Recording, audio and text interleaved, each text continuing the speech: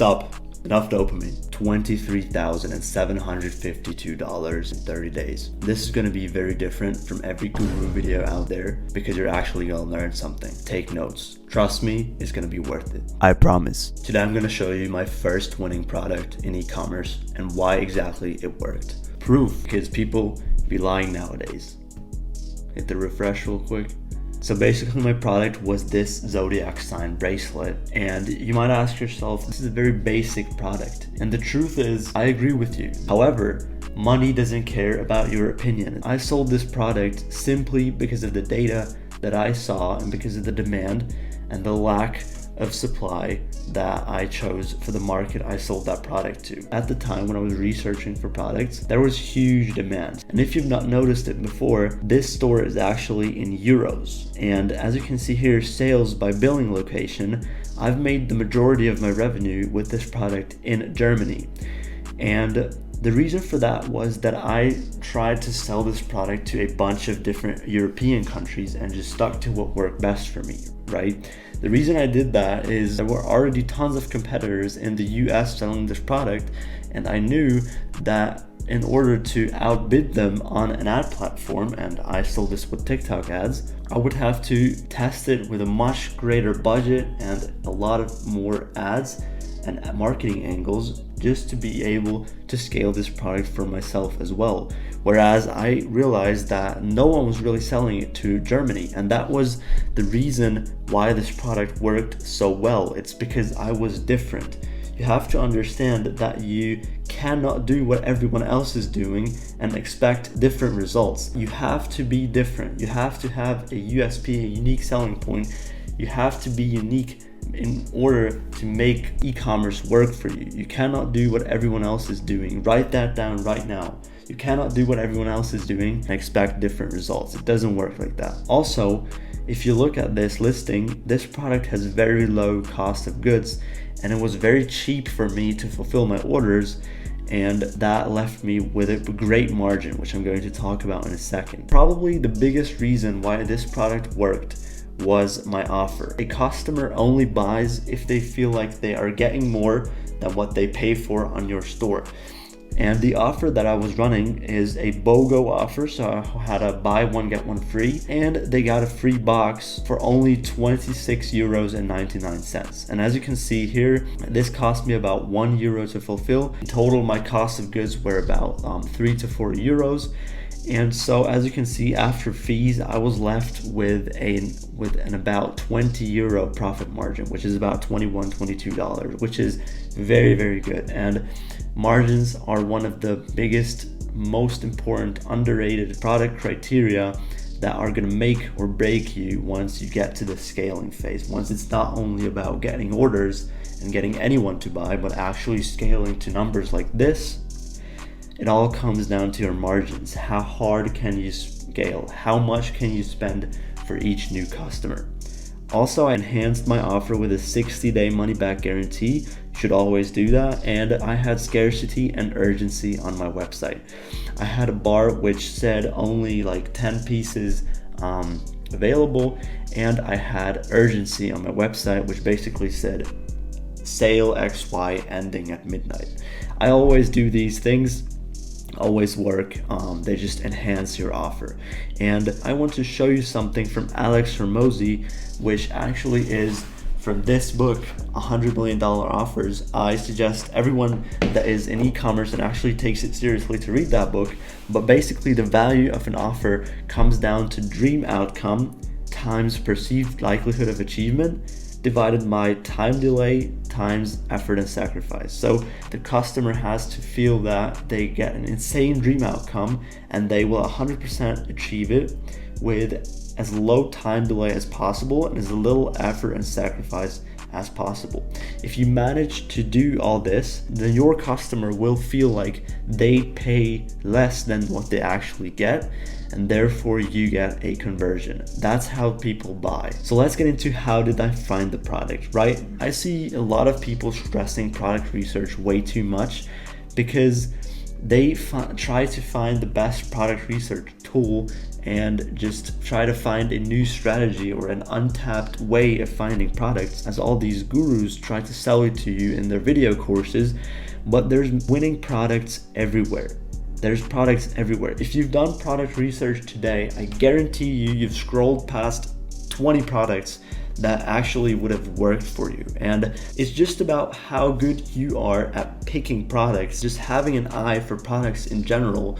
And unfortunately, that only comes with intuition. That comes with time. The more winners you have, and also the more losing products you have, the more and more you're gonna realize, okay, this kind of product works and this type of product doesn't. And so the only way to improve your skill set in product research is to actually do it.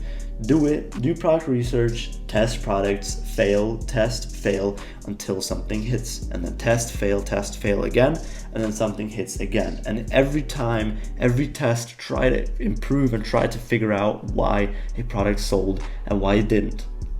Now, I'm gonna give you my favorite 2 ways that I find products. Way number 1 is TikTok Shop, right? So I like to see what sells on TikTok Shop, because a lot of times those products are really good and really untapped when it comes to paid ads, because people only run them on TikTok Shop but not on, TikTok ads or Facebook ads or whatever. So that's a very, very unique way of finding products. Also, TikTok Shop tells you exactly how many orders a product has, so you will never find yourself in the situation of finding a competitor with maybe 100,000 impressions on their ads, but them being completely unprofitable, but they just don't know what they're doing, and you think it's a winning product, but at the end of the day it doesn't work. And TikTok Shop shows you how many orders everyone has. And the same applies for Temu. That I like Temu because you can filter by best sellers in every single niche, and so you will have a large amount of very, very good products. I found very good products on Temu. I think it's much better than AliExpress, but that's just my honest opinion. I know people personally that find products on AliExpress and they make a ton of money. I know people personally that use PP ads. I know people that travel to China just to find products. All of these work. There's products everywhere. You just have to make it work for you. And that is with this. You have to have an insanely strong offer that people just feel stupid saying no to, and you have to be different. You have to be different in the marketing you do. You can either sell to the same market or with a different angle, or you can just sell the same angle to new people, to new eyes which haven't seen this product that you're selling before. And chances are, if a product works in the US, chances are very, very high that it's also going to work for EU. So make sure to write that down. This is very, very important. So let's quickly go over how I tested the product and what problems I had that stopped me from scaling this to 100K. Now, and I'm pretty sure that with today's knowledge, I could have scaled this product to 6 figures, easy. You probably watched some guru videos before, and they probably all told you to test a product with 3 to 5 creatives, and that is bullshit. I'm telling you right now that, especially in the beginning, if your skills aren't on point and the creatives that you test have a very low hit rate, which is going to happen if you're pretty new to the game, then testing a product with 3 to 5 ads is not going to work for you. All right. It's also, I made that mistake myself. I tested so many products that, looking back at it, would have worked if I just put in more time in figuring out which ad concept I want to use, which marketing angle I want to hit, and also making enough variations. So I picked 5 ad concepts that I thought made the most sense for my product, and for each ad concept I made 4 variations each, and then I had a total of 20 creatives, right? So the next time that someone tells you that they tested a product with 3 ads and it is a winner, then they're either just lying or they're really, really good, and that's why every single one of their creatives, or at least one of 3 or one of 5, works. But in the beginning it's not going to work for you. So especially if you're a beginner, I recommend you to test with more ads, even though that requires a higher budget to test product with, but you want to hit a winner. You don't know what works or not, that's the truth. So as a beginner, it's quantity over quality. That's just how it is. Also, I've tested the product with TikTok ads, because at the time I had no idea how Facebook ads worked, how Google ads worked, how all of that worked. I was just a 16-year-old kid who liked watching YouTube videos, and everyone was talking about TikTok ads, so I did that too. Now let's get into what problems I had scaling the product. Well, the first one was inconsistency, and as you can see here, all these little peaks, these little spikes were weekends, and these drops, these massive drops, were all probably Monday, Tuesday. And the reason for that was that I had no idea what I was doing media buying wise. So I didn't know how to scale. It was my first time scaling a product. I didn't know what I was doing. Yeah, at the end, my ad account got suspended. So on this day, June 2nd, my ad account got banned. And this was actually the time where TikTok started getting very strict with ad account suspensions. And unfortunately, I had 3 very good days here, but my ad account got suspended.